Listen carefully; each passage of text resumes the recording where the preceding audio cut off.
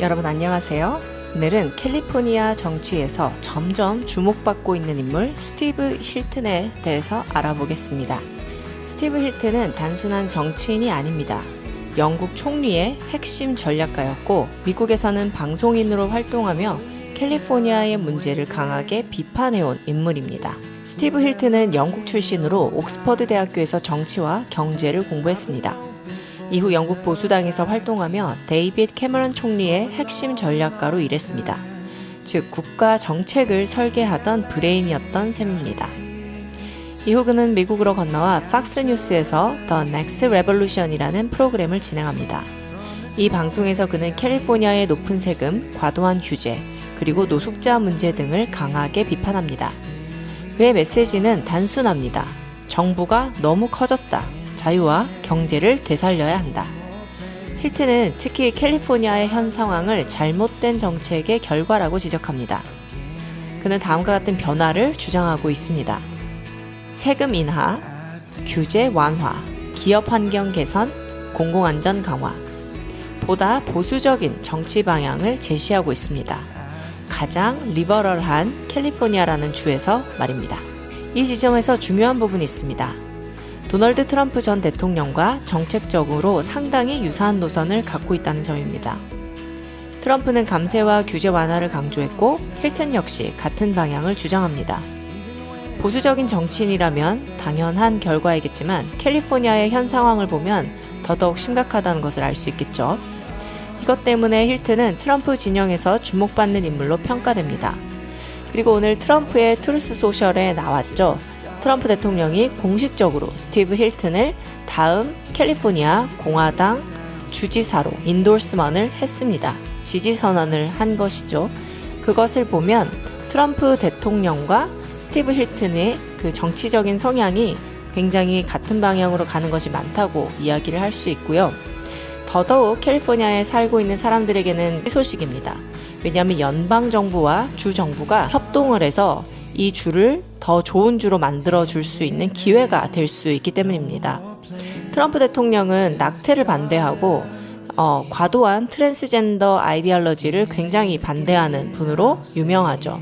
스티브 힐튼이 주지사가 되고 트럼프 대통령과 같이 화합을 이루게 된다면 캘리포니아에 어떤 변화가 생길 것인가에 대한 시나리오를 한번 만들어 보았습니다.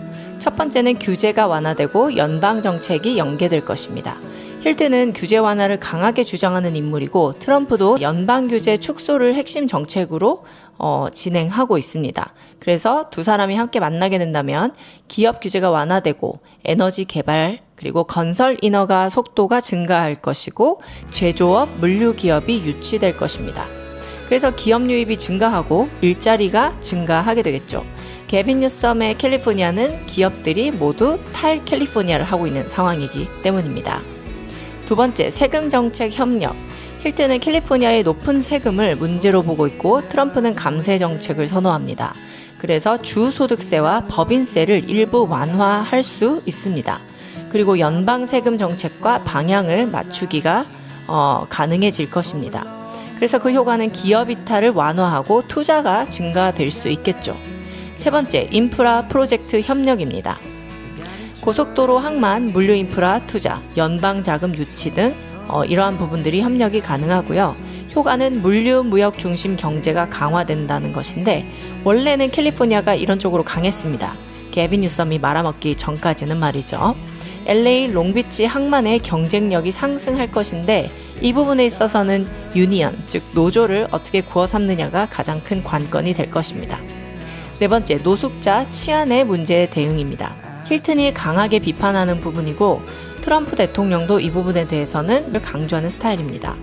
가능한 정책은 노숙자 정책 강경 전환, 치안 예산 확대, 연방법 집행기관과 협력 강화 등이 있을 수 있습니다.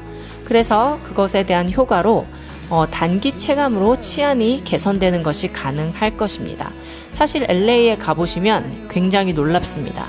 이런 환경에서도 사람들이 살 수 있고 이런 환경에서도 사람들이 비즈니스를 할 수 있을까라는 생각이 들 정도로 LA는 지금 망가졌고 캐런 베스 시장이 한 번이라도 LA의 도심을 한번 쭉 돌아보고 있는지조차 의문이 들 만큼 엄청나게 낙후되고 냄새와 또 치안이 엉망이고 노숙자들이 길거리에 널려 있습니다. 그래서 스티브 힐튼이 주지사가 된다면 이런 부분에 대해서는 문제가 좋아질 것으로 생각합니다. 그리고 5번째, 정치적 메시지가 통합될 것입니다.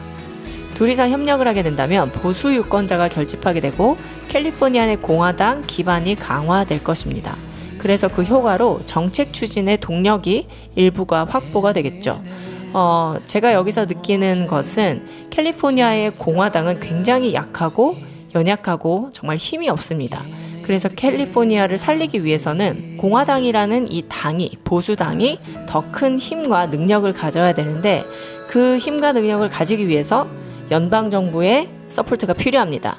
반드시 트럼프 대통령의 서포트가 필요하고 트럼프 대통령이 캘리포니아 주를 돕겠다고 나설 때 게빈 뉴섬이 그렇게 했던 것처럼 모든 정책에 반하고 모든 정책을 반대로 가는 그러한 청개구리 같은 정책을 취하는 민주당을 이제는 배제하고 공화당 주지사와 공화당의 정말 일을 하는 정치인들이 트럼프 대통령과 같이 협력을 한다면 캘리포니아는 반드시 좋아질 수 있습니다.